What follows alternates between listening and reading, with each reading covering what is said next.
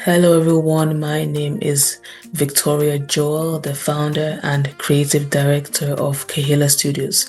So our mission at Kehillah Studios is to promote African storytelling through animation, film and design, as well as train African creatives who would bring these African stories to life and also bring them to a global stage. So I'm here to talk about our recently concluded animation film called IBEJÍ, which means twins in the Yoruba language. So IBEJÍ highlights one of Nigeria's historical facts of twin killings in southeastern Nigeria in Calabar, and so we have a main character who is an activist and supporting like children and women, fighting for the rights of children and women and children, and also highlighting this important history in which occurred in Nigeria many years ago. Obviously, it's not happening as there now, but like just highlights this important history so that young people can be aware of this history, and also we can be promoting African histories just like this through this medium such as animation. So yeah, I thought of it as important that we highlight this sort of history and also promote different stories, African stories, and also be creative in how we also tell these stories. So I myself, I wasn't aware of this history, this fact that happened in Nigeria's history. So I had to research about this story before writing the script. I had to get as much information about this history before I was able to put it in an animated film. So this also educated myself, as well as me also educating other people like me who may not be aware of this sort of history that happened many years ago in Nigeria. So it covers this issue of how twin killings were existing in Calabar, Nigeria, and how different missionaries and people also fought against this practice because at that time twins were seen as a curse. Whoever gave birth to twins, they were seen as a curse, and they assumed that the father of the twins was the evil spirit, and stuff like that. So people often abandon, if you give birth to twins, they would often abandon twins in the forest, and then these missionaries such as Mary Slessor, who would find babies in the forest and also take them and raise them. So, and also different missions that like these also brought Christianity to Nigeria, to these parts of Nigeria where deep things were happening. So I wanted to bring this story to life through animation, and also was supported to get information right, get as much information regarding this story before working on this animation. So I worked on the script. It took me about a couple of weeks because I had to read a lot about the story before putting it into a script and telling it from a personal point of view through the character. So we kind of brought in a character telling this story in a way that she was part of the story but not really part of it. Like she came from a lineage of missionaries as well, who came from a ocean state to Calabar for missionary work. Our grandparents were missionaries who came to Calabar. So she has some Yoruba roots, but was raised in southeastern Nigeria, while the Yorubas are in western of Nigeria. So she was telling the story from stories that she received from her grandparents and her parents as well. So obviously her grandparents experienced some of these things, which her own parents also kind of like a little bit experienced a little bit, but not too much, because obviously over the years, as people were fighting against this kind of like tradition and practice, it didn't happen straight away. So obviously her grandparents may have experienced it, her parents may have experienced it a little bit as well.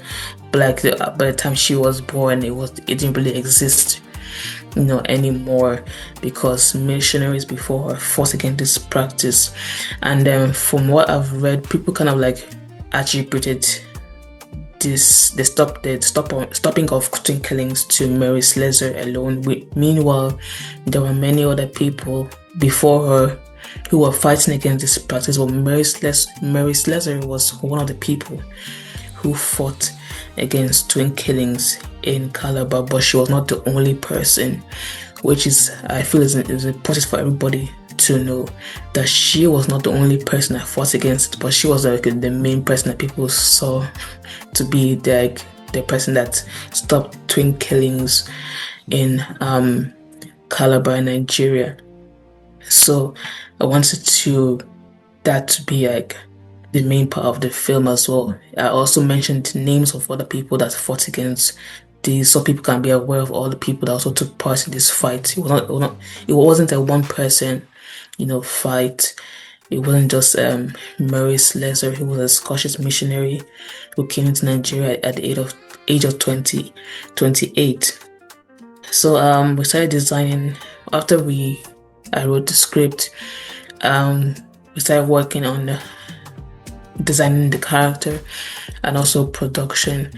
So we also planned, the storyboard designs of the character, the colors, which is important as well, as the colors and the symbolism should be, the same throughout, which was the major part of my role as well. Make sure the colors, the aesthetics, everything was kind of the same throughout the film, and also keep to the theme of the film as well. So the film was kind of like an earthy color, like the character was wearing like a brownish earthy color, even her skin was like darkish brown, and her hair was very dark brown as well, like chocolate color.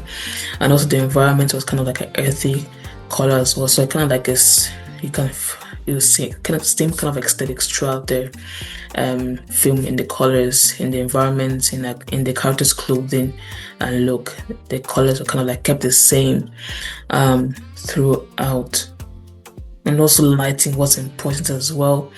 We didn't want the lighting to be too bright, and we didn't want it to be too dark, because they're trying to tell of our Nigerian history, which is not really an exciting history. So it shouldn't be too bright, and also it shouldn't be too gloomy as well. And also that should be the sound also was important. I also wanted the sound also should help in the storytelling, which our sound designer did a great job with as well. Especially towards the end, when she kind of like stood up and kind of like mentioned how this kind of a fight that she wants to do, fighting against this sort of history that shouldn't happen at all in society, twin killings. So different sounds for different areas that kind of like help the story kind of like come alive more, including the parts where she was telling like the story of how twins are left in the forest to die. Some part of the music, and the sound and the different part of the film was kind of like historical, dramatic and cinematic and stuff like that. So the sound also help tell that story, as without the sound it just sounded like a lullaby, but the sound kind of like made the story come alive, and could feel it through the story.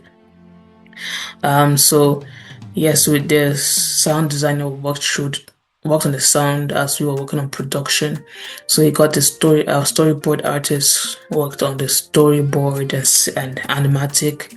Then also our voice actor, she did a great job of the voiceover for the character.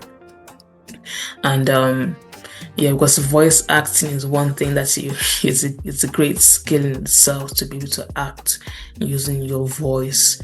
And that was our voice actor did a magnificent job in that as well. She reflected the character through her voice, and she did it like once. She got it like perfect like once. I didn't have to tell her to do it again, because I could feel the impact and the personality of the character in her voice, as the character was like a 30-year-old female activist, and also Nigerian as well. So we had and the funny and good fact about this as well is because the character is from Calabar in the film, and also the voice actor we got to do the voiceover for the character is also from Calabar, but living in Lagos at the moment. So that's like a great fact about that as well.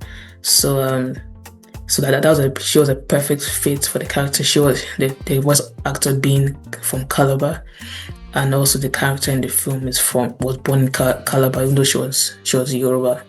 But like because she's not Yoruba, so she had to ask, how do you pronounce the name, and how do you pronounce like some of the missionaries that also came to fight against the practice of twin killings in Nigeria.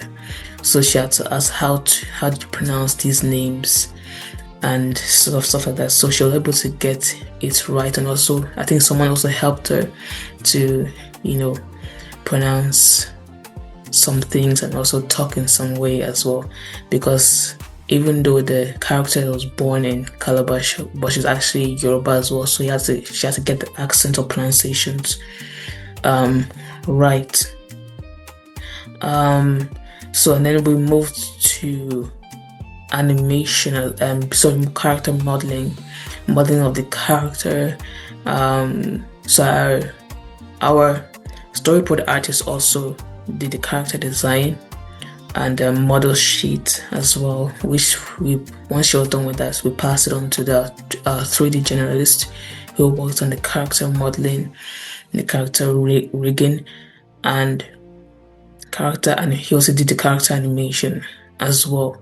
And during this time, our environment artist was also working on the environment at the same time. So all this was done in Blender as well.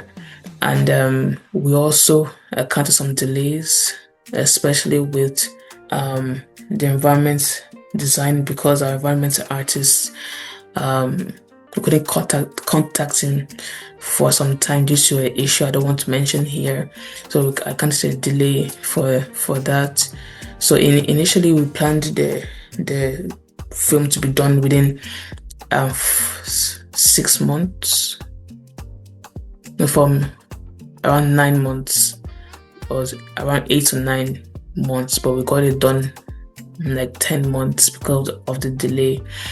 So it took longer than we initially planned it to be, even though I initially planned for it to run across 8 months, but it went over to 10 months.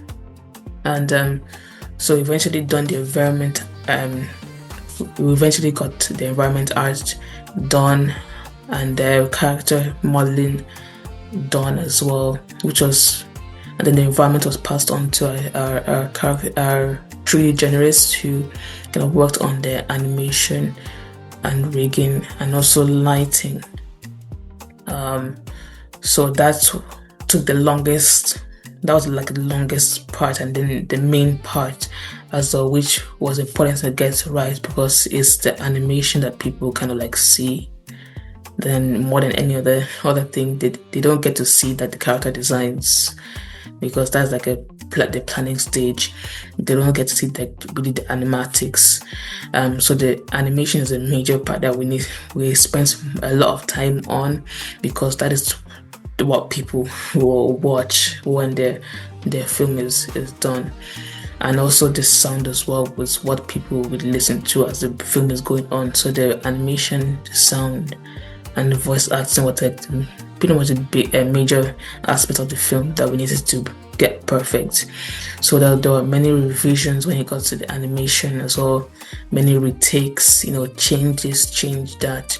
So obviously not everything was perfect on the first try. So I had to tell our 3D generators to change, this and that to get everything as perfect as, including the camera movements, because camera movement also helps in telling the story, because obviously we don't want to start every scene just static. There's some scenes where the camera will be moving from left to right or top to bottom, so not every not every scene will start like on a static position. So there's some scenes where the camera will be moving into the scene. And we also had images that were illustrated by an illustrator who also did the storyboard and animatic. So she drew some images that we also included in the film, especially when the character is telling the story of things that are happening in the in Calabar. So as she's reflecting on these things, that these images to be showing on the screen. So it's not just her appearing on the screen every scene. So that was that. And then also we also moved to rendering as well, which takes a lot of time. Anyone who is involved in 3D animation will know that rendering takes a lot of time, so that took ages as well to get each scene rendered. And there was also times where I realized that some parts of the scene are missing. Then our 3D generators had to do that scene quickly and then render it. So I would edit it I edited the movie in After Effects, as that's like a best place I prefer to edit films, especially with the kind of effects that it has, that I prefer to use in editing films. So I put the final film together, including the intro, the extra, and also the credits at the end, which was important too. So also with the sound design, we also encountered issues with delays with sound design. Sound design took longer than expected as well, but it came out pretty much amazing. And also there was retweaking that we had to do with the sound too. So obviously it was not perfect at the first try. We started to do some working on the sound before we kind of like got a perfect version of the sound.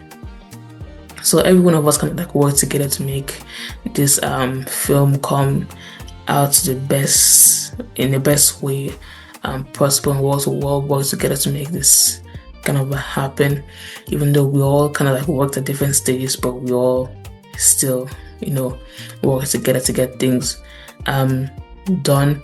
Some of us didn't start our work until like the 4th month or 3rd month, because I started off the script and as a script writer. Then from after the script, I passed it on to the rest of the team to do their own jobs, and then I overseed the production of the film till the very end, where I had to edit the film as well. So I was like the starting point, then overseer, then also the one who like finalized the film.